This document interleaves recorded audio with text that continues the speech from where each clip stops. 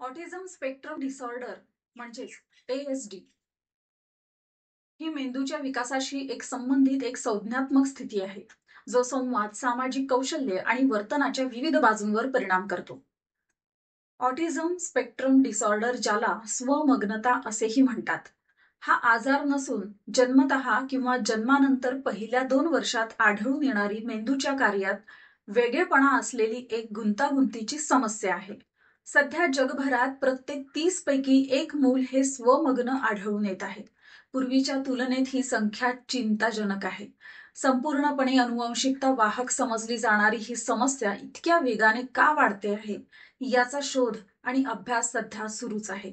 Corona काळातील लॉकडाऊनमुळे झालेले सोशल आयसोलेशन, मोबाईल फोनचा अतिवापर, बदलती जीवनशैली, आहारातले बदल, प्रदूषण अशी अनेक कारणे वाढत्या स्वमग्नेमागे सांगता येतील.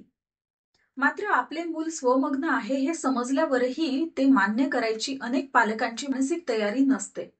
अनेक जण ते नाकारतात किंवा तसे काही नाही म्हणत अनेक सल्लेही घेतात. त्यामुळे स्वमग्नता म्हणजे काय आणि त्याची लक्षणं, उपचार पालकांनी वेळीच ते स्वीकारणं महत्वाचं आहे, ते पाहूया.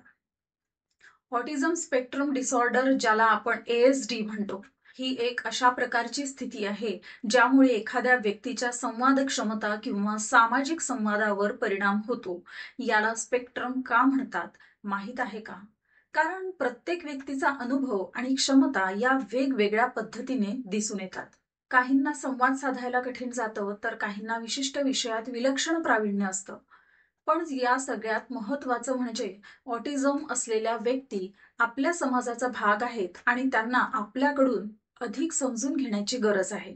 ऑटिझमची काही सामान्य लक्षणे आहेत, जसे डोळ्यातून संवाद टाळणे, विशिष्ट स्वभाव किंवा दिनचर्या असणे, इतरांशी भावनिक जुळवून घेण्यास कठीण जाणे आणि कधी कधी अतिसंवेदनशीलता किंवा कमी संवेदनशीलता असणे, भाषा विकासात विलंब म्हणजे उशिरा बोलायला लागणे.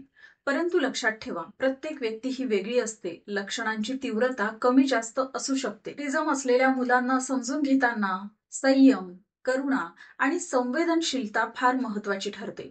सकारात्मक दृष्टिकोन ठेवणं आणि त्यांच्या गरजेनुसार शिक्षण आणि कौशल्य विकासाच्या सुविधा पुरवणं उपयुक्त ठरतं. काही मुलांना विशिष्ट शिक्षण पद्धतींमध्ये अधिक चांगली प्रगती करता येते, तर काहींना तांत्रिक साधने मदतीसाठी उपयुक्त ठरू शकतात.